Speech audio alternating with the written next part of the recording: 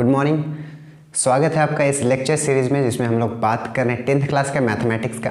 ठीक है, तो आज हम लोग चैप्टर नंबर 3 को शुरू करेंगे। चैप्टर नंबर 3 कौन सा है? दो चर वाले रैखिक समीकरण के युग्म है। ठीक है, 3rd चैप्टर में तो हम लोग इसको क्या करते हैं ना, एक कहानी के थ्रू क्या करते हैं, समझते हैं। उसके बाद समझेंगे कि इसमें दो चर क्या होता है। वैसे हमने चर के बारे में पढ़ लिया है। ठीक है, तो लास्ट चैप्टर में हमने एक चर के बारे में पढ़ा था जिसमें हमने देखा था कि केवल x रहता है कोई भी समीकरण में, तो उसको हम लोग क्या बोलते हैं, एक चर बोलते हैं। x रहता है या फिर y रहता है लेकिन अकेला रहता है उस समीकरण में, तो हम लोग उसको बोलते हैं एक चर वाले समीकरण बोलते हैं, या फिर बहुपद बोले थे हम लोग लास्ट में। अब हम लोग का आगे पढ़ना है, तो इस चैप्टर में हम लोग का बोलता है कि दो चर वाले रैखिक समीकरण।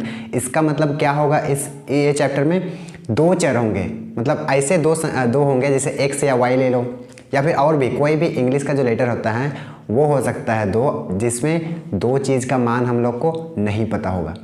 ठीक है, चर का मतलब वही होता है ना कि जिसका मान हम लोग को पता एक्चुअल में नहीं है, अभी उसका मान कुछ भी हो सकता है, उसको हम लोग चर बोलते हैं, वेरिएबल बोलते हैं।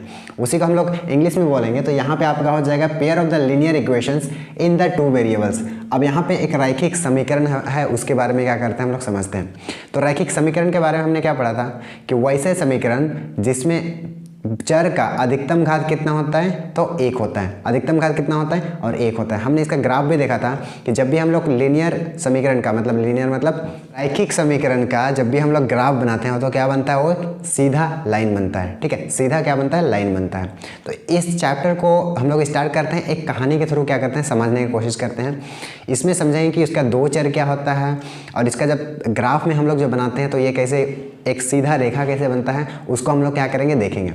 तो स्टार्ट करते हैं, इसका एग्जांपल्स लेते हैं। एग्जांपल्स में क्या लेते हैं, सपोज कर लो आप लोग आई होप कि मेला आप लोग घूमे होंगे।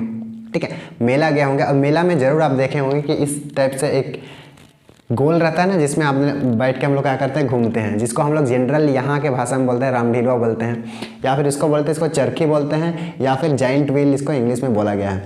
तो इसको चरखी होता है या फिर जाइंट व्हील होता है। तो सब ने ये चीज़ क्या होगा, देखा होगा आपने, चढ़ा भी होगा आपने बहुत कोई में से। ठीक है, उसके बाद और एक होता है जिसको हम लोग जुआ बोलते हैं। जुआ छोटा सा होता है, ये गेम देखे होंगे आप लोग। इसमें क्या रहता है, एक घेरा बनाया हुआ रहता है, और घेरा में छोटा छोटा डब्बा होता है जिसमें 20 रुपया, 30 रुपया या फिर 50 रुपया का नोट क्या होते हैं, लगे होते हैं, या फिर हमने देखा होगा बिस्किट भी होते हैं।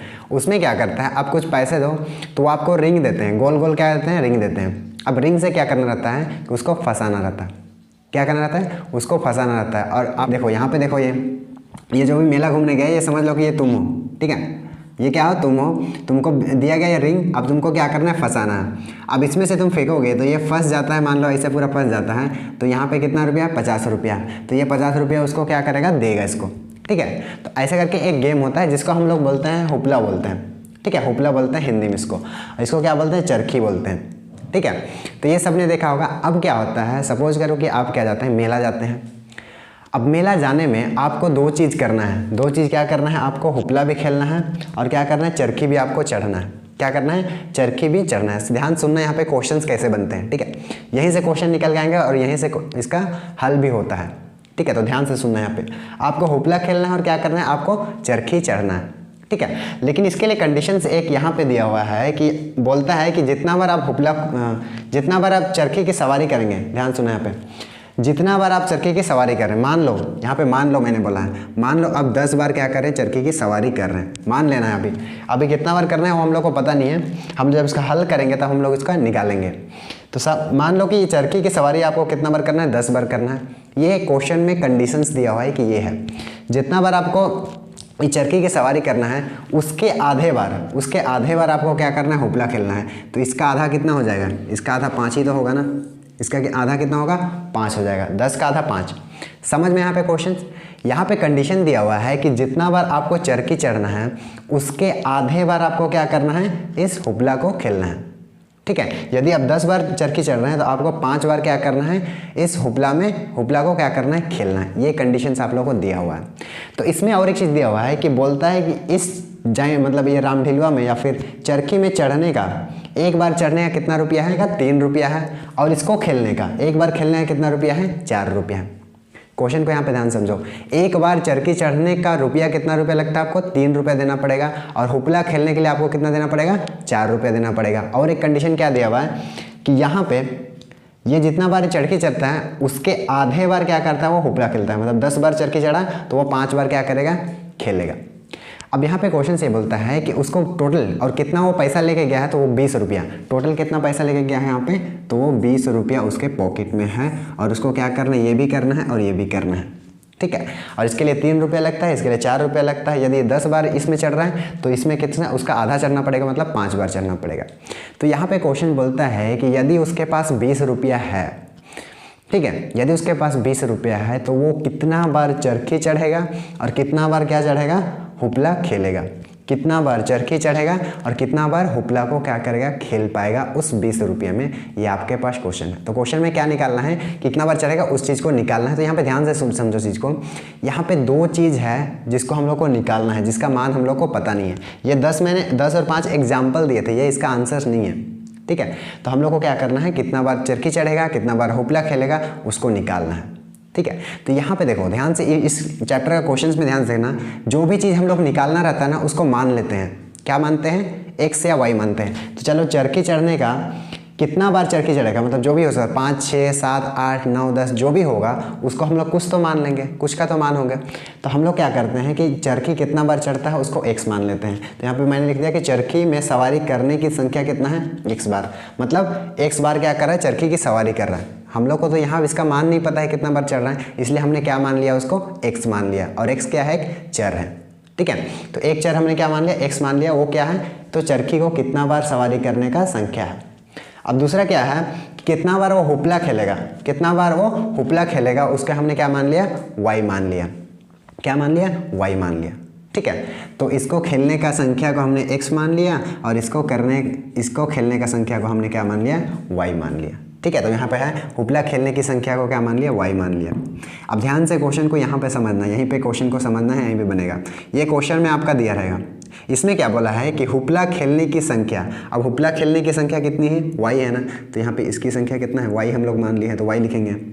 वो कितना है, 1/2, मतलब आधी बार किसकी, चरखी में सवारी करने की संख्या। मैंने यहाँ पे बताया था कि चरखी और सवारी करने की संख्या के आधी है क्या, हुपला खेलने की संख्या। तो आधी मतलब 1/2 ही होता है। तो 1/2 गुनी चरखी में सवारी करने की संख्या कितना माने हम लोग, x। तो यहाँ पे क्या हो जाएगा, x। तो यहाँ पे आप दे सकते हैं, इसको लिख सकते हैं y बराबर, इसको सिंपल सा x/2 लिख सकते हैं। तो ये हम लोग का पहला समीकरण मिल गया, इसको पहला समीकरण बोलते हैं, ठीक है। ये हम लोग क्या मिल गया, पहला समीकरण मिल गया। ऐसे हम लोग को समीकरण निकालना पड़ेगा। और कितने समीकरण निकालना पड़ेगा, तो यहाँ पे देखो 2 चर है ना, एक चर हो गया x आपका, एक चर हो गया y आपका। तो इसको हल करने के लिए हमें 2 समीकरण की क्या होगा, जरूरत होता है। क्योंकि यहाँ पे 2 चर हैं तो 2 समीकरण की क्या होता है, जरूरत होता है। तो और एक समीकरण चाहिए, वो कहाँ से निकलेगा। अब देखो कहाँ से निकलेगा, ये देखो टोटल कितना पैसा लेके गया है, 20 रुपया लेके गया है। ये खेलने का कितना रुपया लगता है, एक बार में 3 रुपया। देखो एक बार खेलने का 3 रुपया लगता है, एक बार खेलने का। तो ये कितना बार चढ़ रहा है, वो x बार चढ़ रहा है ना, तो कितना टोटल खर्चा हो जाएगा, ठीक है। इसको एक बार चढ़ने का 3 रुपया है, तो 5 बार चढ़ेगा तो कितना हो जाएगा, उसको गुना करते हैं ना, 5 या 15 रुपये ही लगेगा। तो यहाँ भी सेम चीज़ है, एक बार खेलने का 3 रुपया है और उस कितना बार खेल रहा है वो x रुपया। तो टोटल खर्चा उसका कितना आ जाएगा, टोटल खर्चा 3 × x ही तो हो जाएगा। तो 3x क्या आ गया, इसका टोटल चरखी चढ़ने का खर्चा हो गया, ठीक है। टोटल चरखी चढ़ने का खर्चा हो गया। वैसे ही एक बार हुपला खेलने का कितना है रुपया है, 4 रुपया है। और वो कितना बार खेल रहा है, y बार खेल रहा है। तो दोनों को गुना कर देंगे तो हुपला कुल खर्चा किसका, हुपला खेलने का आ जाएगा ना। तो 4 × y हो जाएगा। तो यहाँ पे प्लस करेंगे, 4 × y करेंगे। और टोटल को कितना रुपया में खेल रहा है, तो टोटल कितना रुपया में खेल रहा है, तो 20 रुपया में। तो यहाँ पे ध्यान से समझना है चीज़ को। तो ये हम लोग का क्या बन गया, दूसरा समीकरण बन गया, दूसरा समीकरण। अब चीज़ को ध्यान समझो, यहाँ पे बोलता है कि 3 रुपया एक बार चढ़ने का है। तो हम लोग कितना बार चढ़ रहे हैं, वैसे x बार चढ़ रहे हैं। तो टोटल खर्चा इसका कितना आ जाएगा, 3x आ जाएगा। वैसे हुपला खेलने का एक बार का 4 रुपया है और कितना बार हम लोग चढ़ रहे हैं, तो 4 बार कर रहे हैं। तो टोटल खर्चा कितना आ जाएगा उसका, 4 रुपया आ जाएगा। और हुपला खेलने का और चरखी चढ़ने का दोनों ही मिला के तो कितना रुपया खर्च कर रहा है वो, 20 रुपया। तो ये दोनों को तो मिला क्या करेगा, 20 रुपया क्या करेगा, खर्च करेगा, ठीक है। तो ऐसे आपका समीकरण बनेगा। तो सबसे पहले क्वेश्चन में ना दिया रहेगा आपको, तो सबसे पहले उसको समीकरण बनाना पड़ेगा आपको। अब समीकरण को उसके बाद हल करेंगे। तो इसको समीकरण को हल करने का भी अलग अलग तरीका है। तो इस चैप्टर में हम लोग उस अलग अलग तरीका को ही पढ़ने वाले हैं। तो सबसे पहला तरीका हम लोग पढ़ेंगे, इसको कैसे ग्राफीय विधि से क्या करते हैं, सॉल्व करते हैं, ठीक है। मतलब एक्स अक्ष वाई अक्ष बना के कैसे हम लोग हल करते हैं उससे देखेंगे। फिर आगे जाएंगे तो हम लोग का एक प्रतिस्थापन विधि आता है वो भी सीखेंगे। फिर आगे जाएंगे तो विलोपन विधि आता है उसको भी सीखेंगे। उसके बाद फिर आगे जाएंगे लास्ट में तो आपका पग विचलन विधि आता है उसको भी क्या करेंगे, सीखेंगे। ठीक है। मतलब कोई भी क्वेश्चन है जिसका दो चर है, जिसका दो चर वाले रैखिक समीकरण है, तो उसको हम लोग ये चारों विधि से क्या करते हैं, हल कर सकते हैं। और लास्ट में मैं एक क्वेश्चन ऐसे सॉल्व करूंगा कि एक ही क्वेश्चन को चारों मेथड से सॉल्व करूंगा और सबका आंसर एक ही होगा। क्या होगा, सबका हल जो होगा वो एक ही होगा। ठीक है। तो इसको हम लोग एक एक करके क्या करेंगे, देखेंगे। तो ऐसे हम लोग का समीकरण बनता है। आई होप ये समीकरण कैसे बना समझ में आ गया होगा। और यहाँ पे देखो, यहाँ पे क्या लिखा हुआ है, दो चर वाले रैखिक समीकरण, दो चर बोला है। तो यहाँ पे यहाँ पे देखो एक चर कौन सा है, x है, एक चर कौन सा है, y है। तो ये पहला चर हो गया, दूसरा चर, तो दो चर हो गया। और रैखिक समीकरण क्यों बोल रहे हैं, क्योंकि देखो रैखिक समीकरण में हम लोग क्या पढ़ा था, द्विघात समीकरण, त्रिघात बहुपद पढ़ा था ना लास्ट चैप्टर में। तो यहाँ पर रैखिक समीकरण है मतलब रैखिक बहुपद है। इसका मतलब रैखिक मतलब क्या होता है, चर का अधिकतम घात कितना होता है, एक होता है। तो यहाँ भी एक है, यहाँ भी एक है। इसका मतलब इस चर का अधिकतम घात एक है, इसीलिए हम लोग इसको क्या बोलते हैं, रैखिक बहुपद बोलते हैं या फिर रैखिक समीकरण बोलते हैं। ठीक है। अब सोल्व करते हैं। ये जो है इसको हम लोग क्या करते हैं, हल करते हैं। कैसे हल करेंगे, तो यहाँ पे ग्राफीय विधि से क्या करेंगे, हम लोग हल करते हैं।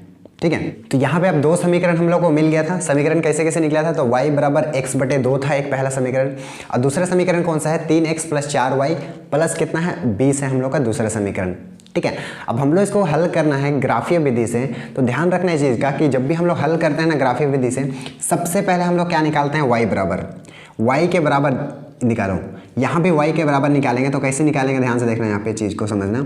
हम लोग को निकालना है y के बराबर, तो y को छोड़कर जो भी चीज़ इधर है उसको कहाँ भेजते हैं हम लोग, बराबर से उधर भेजते हैं। तो सबसे पहले हम लोग इस अलग पद को भेजेंगे। तो यहाँ पे 4 × y है, तो ये उधर चला जाएगा, तो ये किस में है, प्लस में। जाके क्या होता है, वो चिन्ह बदलता है, मतलब प्लस वाला माइनस हो जाएगा, तो 3x हो गया। ठीक है। लेकिन हम लोग को क्या निकालना है, y के बराबर निकालना है। तो फिर हम लोग यहाँ पे y के बराबर ही छोड़ेंगे। जिसके गुना में 4 है तो उसको भी हम लोग क्या करेंगे, उधर भेज देंगे। और ये जब गुना उधर चला जाता है तो कहाँ चला जाता है, वो आप लोग को पता होगा कि वहाँ कहाँ चला जाता है, भागा में, मतलब नीचे चला जाता है। तो हमने दोनों समीकरण के, ये ऑलरेडी y बराबर था तो इसको कुछ करने की जरूरत नहीं था। इसको भी हम लोग क्या कर दिए, y के बराबर समीकरण को क्या कर दिए, निकाल दिया। जब भी ग्राफीय विधि से बनाना है तो सबसे पहले ये काम करना है। ठीक है। अब सबसे पहले ये काम करने के बाद हम लोग इसका एक टेबल बनाएंगे। टेबल में क्या बनाएंगे कि x का मान कुछ लेने पर y का कितना मान आ रहा है, उसको हम लोग y का मान निकालेंगे। ठीक है। मतलब क्या है कि x और y से x में बनाने के लिए, ध्यान समझो यहाँ पे चीज़ को, हमने पिछली कक्षा में भी हमने पढ़ा था, हमने कोई भी ग्राफीय विधि से बनाने के लिए हम लोग क्या करते हैं, x अक्ष और y अक्ष लेते हैं। जो इधर रहता है इसको x अक्ष बोलते हैं, और जो ऊपर नीचे रहता है मतलब उत्तर दक्षिण में, वो y अक्ष होता है, y अक्ष होता है। ठीक है। और ये क्या है, x अक्ष है आपका।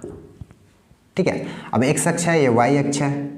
तो इसमें करने के लिए हम लोग क्या करते थे, इसका निर्देशांक निकालते थे ना, मतलब कोऑर्डिनेट निकालते थे। कोऑर्डिनेट क्या होता था, x का वैल्यू और y का वैल्यू होता था। ठीक है। तो सबसे पहले हम लोग को इस ग्राफ में बनाने के लिए सबसे पहले x और y का मान को क्या करना पड़ेगा, निकालना पड़ेगा। अब वो कहाँ से निकलेगा, तो आपका एक बार यहाँ से निकलेगा और एक बार क्या करेगा, यहाँ से निकलेगा। ठीक है। तो निकालते हैं, ध्यान सुनना। यहाँ पे हमने क्या बना रहा है, टेबल बना रहा है। ये हो गया टेबल आपका। अब टेबल में क्या कर रहता है, तो यहाँ पे x का वैल्यू और यहाँ पे y का वैल्यू क्या करते हैं, निकालते हैं। 2-3 वैल्यू निकालते हैं ऐसे करके। ठीक है। देखो अब जब भी टेबल में वैल्यू निकाल रहे हो, जब भी ध्यान रखना इस चीज़ को, यहाँ पे क्या करेंगे हम लोग, इसमें x का वैल्यू को मानना पड़ेगा, कुछ भी मानना पड़ेगा, खुद से ही क्या करना पड़ेगा, मानना पड़ेगा। अब x का वैल्यू क्या मानेंगे, तो देखो x का वैल्यू कुछ भी मानेंगे तो उसके बराबर क्या है, y का। तो x का वैल्यू कुछ भी मानेंगे तो वो इसके वैल्यू का आ जाएगा बराबर, मतलब x का यहाँ वैल्यू रखेंगे तो बटे 2 है, तो जो भी बटे 2 हो गए, जो भी चीज़ बचेगा वो किसका वैल्यू होगा, तो y का वो मान होगा। ठीक है। तो इसको कैसे मानते हैं, सबसे छोटा से पहले क्या करो ना, मानना शुरू करो। क्योंकि हम लोग का यहाँ पे, इसको हम लोग क्या बोलते हैं हिंदी में, इंग्लिश में इसको ओरिजिन बोलते हैं। ठीक है। इसका केंद्र बोलते हैं आई गेस। तो यहाँ पे 0 0 होता है, मतलब x का मान भी 0 और y का मान भी क्या होता है, 0 होता है। तो हम लोग क्या करेंगे, सबसे पहले इसमें क्या करो ना, 0 का मान से शुरू करो। और एक चीज़ ध्यान रखना, और एक चीज़ जब भी ये टेबल बनाना था ध्यान रखना उस चीज़ में, वहाँ पे ध्यान रखना कि x का वैल्यू को ऐसे लेना है कि जब भी हम लोग को y का वैल्यू आएगा वो क्या आना चाहिए, मतलब पॉइंट में नहीं आना चाहिए, दशमलव के रूप में कम से कम लाने का कोशिश करो। जैसे 0.14 ऐसे करके आता है ना, 0.155 ऐसे वैल्यू को कम लाने का कोशिश करो, ताकि हम लोग का ग्राफ में जो क्या बनेगा अच्छे से बना पाएंगे हम लोग। ठीक है, अच्छे से क्या कर पाएंगे, बना पाएंगे। अब एक ग्राफ पेपर होता है उसमें आप बना सकते हैं, लेकिन जब हम ऐसे कॉपी में बनाते हैं प्लेन कॉपी में तो थोड़ा सा क्या आता है, दिक्कत आता है। इसलिए जो पॉइंट में आता है उसको क्या करेंगे, कम करेंगे। चलो यहाँ से करते हैं शुरू, फिर समझते हैं। तो सबसे पहले क्या करते हैं ना, जीरो शुरू करते हैं। तो x का मान हम लोग क्या करिए, जीरो ले लिए। ठीक है, ध्यान समझना चीज़ को। यहाँ पे x का मान को क्या मैंने लिया, जीरो का मान, जीरो लिया। अब x का मान जीरो लिया तो हम लोग का समीकरण कौन सा है, x/2 ही तो है। x का मान को जीरो ले लिया तो यहाँ पे जीरो हो जाएगा, तो y बराबर कितना आ जाएगा, 2। तो जीरो से कोई भी चीज़ को भाग दो तो कितना होता है, जीरो होता है ना। इसका मतलब y का मान भी कितना आया, जीरो आया। y का मान भी कितना आया, जीरो आया। फिर अब एक मान हो गया, और एक कुछ मान लेने की कोशिश करो। कुछ यहाँ पे लोगे, एक लोगे यहाँ पे, एक लोगे यहाँ पे, तो ये कितना हो जाएगा, 1/2 होगा, जो कि 0 क्या होगा, 5। तो इस टाइप का वैल्यू हम लोग को नहीं लेना है। ठीक है, और एक कोशिश करो, यहाँ पे 2 का मान लो, x बराबर कितना लो, 2 लो। x बराबर कितना लिए हम लोग, 2 लिए। तो हमने x बराबर 2 लिए, तो ये हम लोग का y बराबर समीकरण है x/2। तो x बराबर हमने 2 लिए तो यहाँ पे 2 रखेंगे, और नीचे कितना है, 2 है, तो 2 और 2 कट के कितना बचता है, 1 बचता है। इसका मतलब ये कितना है, ये आया। ठीक है, फिर देखते हैं, फिर आगे बढ़ो यहाँ पे। फिर यहाँ पे 3 लेते हैं, तो यहाँ पे 3 बटे कितना हो जाएगा आपका, 2, और 3/2 भागा देते हैं तो 1.5 आता है, जो कि अगेन ये क्या है आपका पॉइंट में आ गया। तो चलो 3 को छोड़ देते हैं, और एक वैल्यू कौन सा लेते हैं, 4 लेते हैं। तो हमने 4 लिया, तो x बराबर हमने 4 लिया, तो ऊपर 4 लिखेंगे, नीचे कितना है, 2 है, जो कि y के बराबर है। तो ये हम लोग का कट जाएगा, तो 2 दूना कितना होता है, 4, मतलब ये कितना लिया, 2 आ गया। तो यहाँ पे हम लोग क्या किया, 3 वैल्यू निकाल लिए। पहला समीकरण का 3 मान हम लोग निकाल लिए। x बराबर 0 लिए तो y बराबर कितना आया, 0 आया। x बराबर 2 लिए तो y बराबर 1 आया, और x बराबर 4 लिए तो y बराबर कितना है, 2 आया। और ये वैल्यू कहाँ से आया, तो ये मान हम लोग का ये समीकरण में आया। x का मान को रखते गए तो y का मान हम लोग क्या हुआ, निकलते गया। ठीक है, अब अगेन हम लोग क्या करते हैं, इसके लिए टेबल बनाते हैं। तो इसके लिए भी टेबल बनाएंगे, तो चलो इसको भी ऐसे कर देते हैं, हो गया ना। इसका भी 3 मान लेंगे, यहाँ पे भी ऊपर में x लिखते हैं, यहाँ पे क्या लिखते हैं, y लिखते हैं। अब यहाँ पे हमने क्या किया है, x बराबर 0 लिया है, तो उसी को रख के देखते हैं। यदि ये पूरी कट जाता है तो हम लोग उस वैल्यू को लेंगे। यदि दशमलव में आता है, पूरी नहीं कटता है, तो वो वैल्यू का हम लोग नहीं लेंगे, क्योंकि वो क्या आ रहा है, दशमलव में आ रहा है, दिखाने हम लोग को मुश्किल होगा।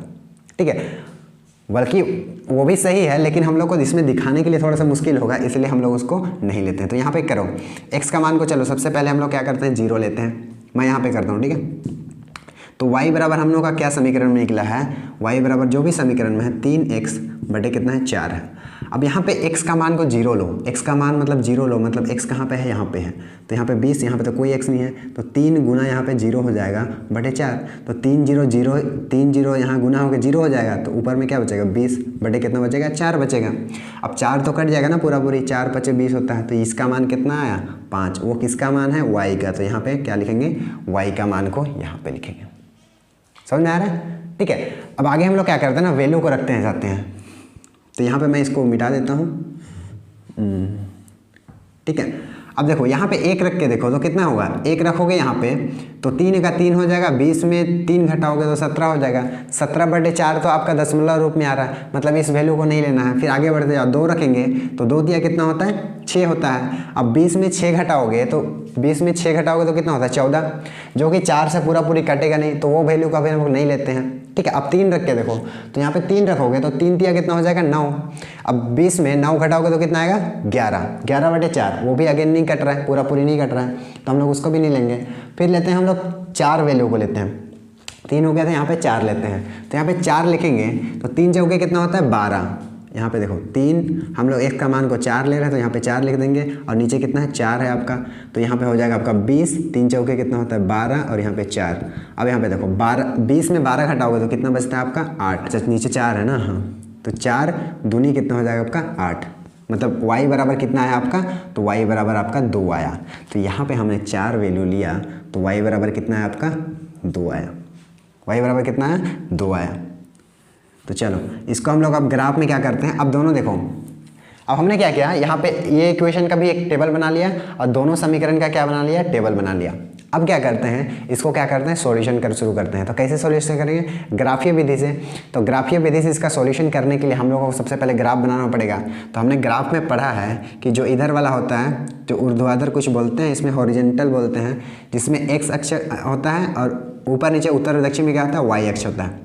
ठीक है, अब एक्स अक्ष में यहाँ से उधर जाते हैं दाहिने की ओर, तो इधर हम लोग का क्या आता है, प्लस में मान आता है ना, प्लस में क्या आता है, मान आता है। तो यहाँ पे क्या आ जाएगा आपका 1 2 3 और यहाँ पे क्या हो जाएगा, 4 हो जाएगा। वैसे हम लोग एक्स अक्ष में बाईं ओर आते हैं तो इधर हम लोग को क्या मिलता है, माइनस में इसका मान मिलता है, मतलब -1 -2 -3 और -4, मतलब ऋणात्मक में मिलेगा।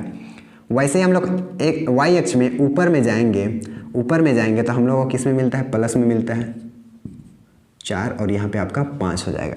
और वैसे ही आपको क्या जाएंगे, अब नीचे जाएंगे तो नीचे आपको मिलेगा माइनस में y का मान मिलेगा। तो यहाँ पे -1 -2 -3 और -4 और माइनस आपको 5 मिल जाएगा। तो ऐसे करके हम लोग का x अक्ष और y अक्ष हम लोग बना लिए। अब क्या करेंगे, इसमें जो भी समीकरण का वैल्यू है, पहला इसको हम लोग क्या करेंगे, इस ग्राफ में बनाने का कोशिश करेंगे। ठीक है, तो ध्यान समझना यहाँ पे चीज़ को। यहाँ पे देखो x अक्ष इधर जाता है तो प्लस मतलब धनात्मक जाएगा, तो इधर वाला वैल्यू को देखेंगे। जब भी x का मान क्या रहेगा, ऋणात्मक में रहेगा, मतलब माइनस में रहेगा, उसको हम लोग इधर देखेंगे। और जब भी y का मान क्या रहेगा, धनात्मक में रहेगा, तो उसको हम लोग ऊपर देखेंगे। और ऋणात्मक में रहेगा, उसको हम लोग क्या करेंगे, नीचे देखेंगे। यहाँ तक समझ में आया। ठीक है, अब देखो सबसे पहले हम लोग इसको करेंगे तो x का वैल्यू कितना है, 0 है। तो x का वैल्यू 0 लेने पर था, x का वैल्यू 0 कहाँ पे मिलेगा भैया, तो ये हो गया आपका x अक्ष है ना, हाँ ये x अक्ष है। x का मान देखो 0 कहाँ पे है, तो यहाँ पे है, यहाँ पे 0 मिल गया। तो x का मान 0 होने पर यहाँ पे भी y का मान भी कितना है, 0 है। तो y का भी मान 0 है, इसका मतलब यही पॉइंट तो है जहाँ पे x और y दोनों 0 मिला है। देखो यहाँ पहले दिखा दिया है। और जब भी हम लोग निर्देशांक को दिखाते हैं तो आप लोग 9th क्लास में पढ़े होंगे कि x और y के रूप में दिखाते हैं। और सबसे पहला जो होता है वो x होता है और दूसरा क्या होता है, y होता है। तो ये निर्देशांक होता है, अभी मैं बताऊँगा इसको, निर्देशांक। ठीक है, कोऑर्डिनेट जिसको बोलते हैं हम लोग। ठीक है, पहला पॉइंट हम लोग क्या किया, मिल गया हम लोग को। अब दूसरा पॉइंट को देखते हैं। दूसरा पॉइंट क्या है हम लोग का, x बराबर 2 लिए, x बराबर 2, x बराबर +2 है। तो x इधर आता है माइनस में, +2 है तो हम लोग को इधर जाना पड़ेगा। तो x बराबर 2 यहाँ पे कहीं आया। ठीक है, x बराबर 2 वहाँ पे आया। तो y का मान कितना है, 1 है। y का मान 1 है तो y का मान +1 है। ध्यान रखने वाली बात यह है, y का मान +1 है। तो ध्यान दो, यहाँ पे x का मान 2 लिए क्योंकि x अक्ष है तो हम लोग को 2 यहाँ पे मिलेगा। तो y का मान कहाँ पे है, y का मान प्लस में मतलब यहाँ पे है।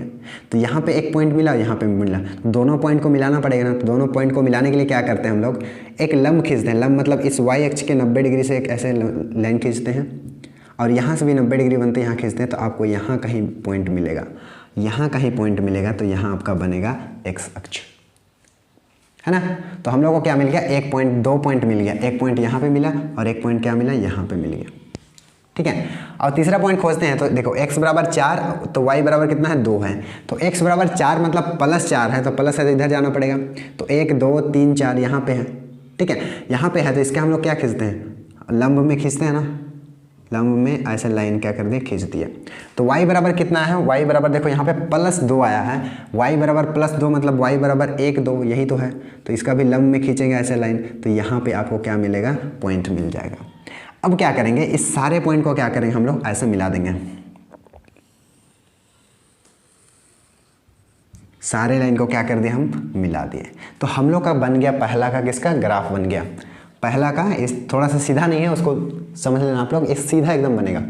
ठीक है, क्योंकि ये क्या है, एक रैखिक समीकरण है, लीनियर इक्वेशन है, तो ये सीधा लाइन बनेगा इसका ग्राफ। तो ये सीधा लाइन पहला समीकरण का हम लोग क्या बना दिए, ग्राफ बना दिए। ठीक है, अब सेम इसी तरह क्या बनाएंगे, दूसरा समीकरण का बनाएंगे। उसके बाद देखेंगे क्या होता है हल इसका। तो देखो दूसरे समीकरण में क्या है, x बराबर क्या लिया, 0 लिए। सबसे पहले इसका नाम दे दो, इसका समीकरण का कौन सा लिए थे, तो y बराबर x/2 समीकरण का ये ग्राफ है, इसका नाम बता दिया मैंने।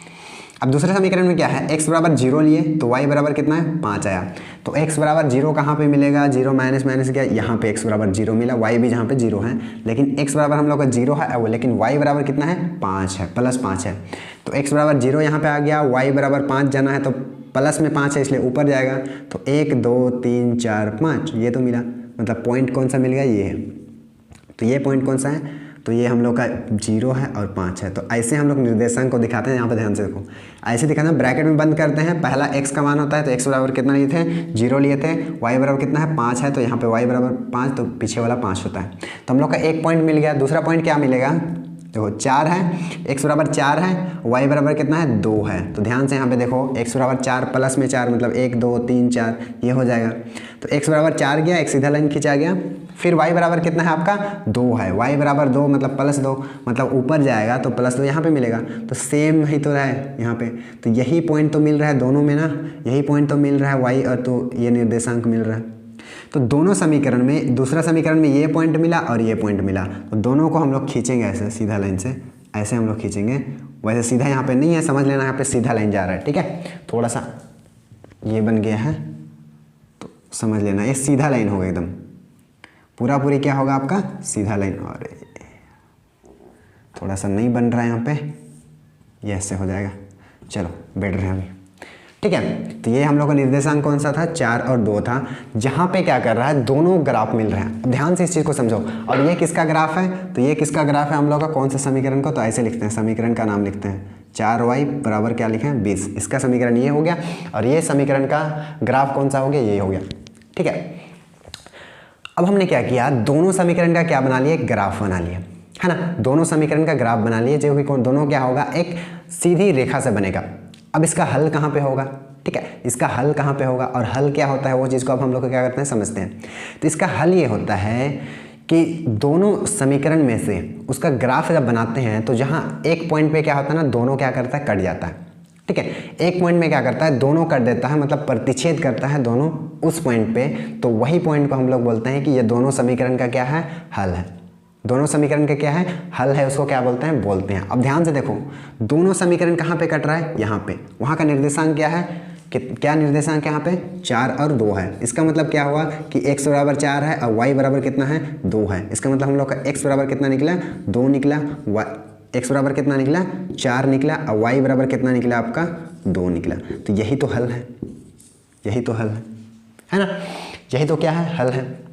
अब 2-3 चीज़ मैं बहुत अच्छा इंपॉर्टेंट वाला चीज़ बताने वाला हूँ, तो ध्यान समझे। मैंने हल बताया कोई भी ग्राफीय विधि से बनाने हैं, तो सबसे पहले क्या करते हैं हम लोग, उसको टेबल बनाते हैं। टेबल बनाने के बाद उसको हम लोग x अक्ष y अक्ष मतलब ग्राफ में क्या करते हैं, उसको बनाते हैं। और ग्राफ में बनने के बाद जहाँ पे, जिस पॉइंट पे दोनों समीकरण क्या करता है, दोनों समीकरण का ग्राफ क्या करता है, प्रतिच्छेद करता है एक दूसरे को, मतलब काटता है एक दूसरे को, तो उस पॉइंट को ही क्या बोलते हैं हम लोग, हल बोलते हैं। किसका, ये दोनों समीकरण का। दोनों समीकरण का क्या होता है, हल करता है। और उस पॉइंट पे हम लोगों को क्या मिलेगा, x और y का दोनों का मान क्या होगा, मिल जाएगा। तो वही होगा x = और y का मान वही हो जाएगा। ये पहला होता है x, दूसरा क्या होता है, y होता है। तो दोनों का मान हम लोग को इस पॉइंट पे मिल गया, तो हम लोग इसको बोलते हैं इस दोनों समीकरण का हल।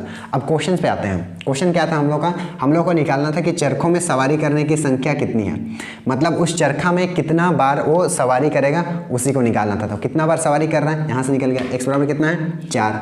तो x बराबर हम लोग को 4, इसका मतलब वो चरखा में 4 बार सवारी करेगा, 1 बार 2 बार 3 बार और 4 बार करेगा, ठीक है, 4 बार करेगा। और वो हुपला कितना बार खेलेगा, तो हुपला कितना बार खेलेगा, y बार। तो y बराबर कितना यहाँ पे, 2 आया।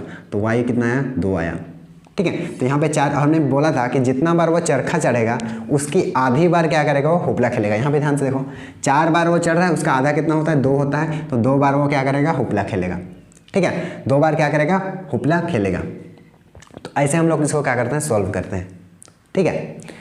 तो और एक चीज़ देखो ध्यान से, जब भी हम लोग बोलते हैं ना कोई भी समीकरण का यदि बोलते हैं कि 4 और 2, जैसे यहाँ का क्वेश्चन है 4 और 2 जो है, मतलब x का मान 4, y का मान कितना है, 2 है, ये इस समीकरण का हल है बोलते हैं। इसका मतलब क्या हुआ, इसमें देखो ये बराबर चिन्ह से इधर है कितना, 2।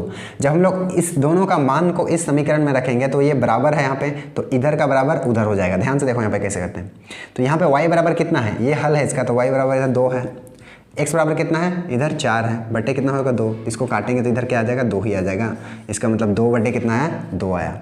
तो इसका भी हल है। वैसे ही आप लोग क्या कर रहे हैं, यहाँ भी चेक कर सकते हैं, यहाँ भी चेक कर सकते हैं। यहाँ पे कितना है, 3x + 4y बराबर कितना है, 20 है। इसका मतलब x और y का मान हम लोग इधर रखेंगे तो वो किसके बराबर हो जाएगा, 20 के बराबर हो जाएगा। तो करके देखते हैं। यहाँ पे 3, x का मान कितना है आपका, 4, तो 3 चौके कितना हो जाएगा आपका, 12 हो जाएगा, प्लस y बराबर कितना है आपका, 2, तो 2 चौके कितना हो जाएगा आपका 8, और 12 और 8 को जोड़ने पे 20 होता है या नहीं होता है, तो यहाँ भी कितना आ रहा है 20 होता है। ठीक है, इसका मतलब क्या होता है कि कोई भी हल बोलते हैं कोई भी समीकरण का, तो वो पूरी क्या करेगा, इसको मतलब दाहिने साइड और बायां साइड को बराबर कर देगा, या फिर दोनों समीकरण को, इसको भी दाहिने साइड और बाएं साइड क्या करेगा, बराबर कर देगा। तो ऐसे हम लोग का ये होता है समीकरण का हल, और समीकरण का हल ऐसे होता है। और हम लोग का क्वेश्चन जो था कि वो कितना बार वो चरखा पे चढ़ेगा, तो वो कितना बार चढ़ेगा, 4 बार चढ़ सकता है। और हुबला कितना बार खेलेगा, तो 2 बार खेल सकता है। कितना रुपया में, 20 रुपया में वो ये सारे काम क्या कर सकता है, कर सकता है। ठीक है, तो ऐसे सिंपल टाइप से क्वेश्चंस बनता है। और एक क्वेश्चन देखते हैं, मज़ा आ जाएगा बनाने में। और जो भी इसका क्वेश्चंस है ना, वो बहुत मज़ा आएगा। बस समझना है क्वेश्चंस को, उसका समीकरण बनाना है, और ग्राफीय विधि से क्या करना है, बनाना है। तो और एक क्वेश्चन जो हम लोग एक्सरसाइज का देखते हैं, उसको हम लोग देखते हैं, क्योंकि उदाहरण एक है जिसका क्वेश्चन एकदम सेम टू है किसका, एक्सरसाइज के क्वेश्चन से। तो हम लोग एक्सरसाइज के क्वेश्चन करेंगे तो ये भी क्वेश्चन क्या हो जाएगा, बन जाएगा। तो क्वेश्चन एक्सरसाइज का हम लोग क्या करते हैं, देखते हैं। ठीक है।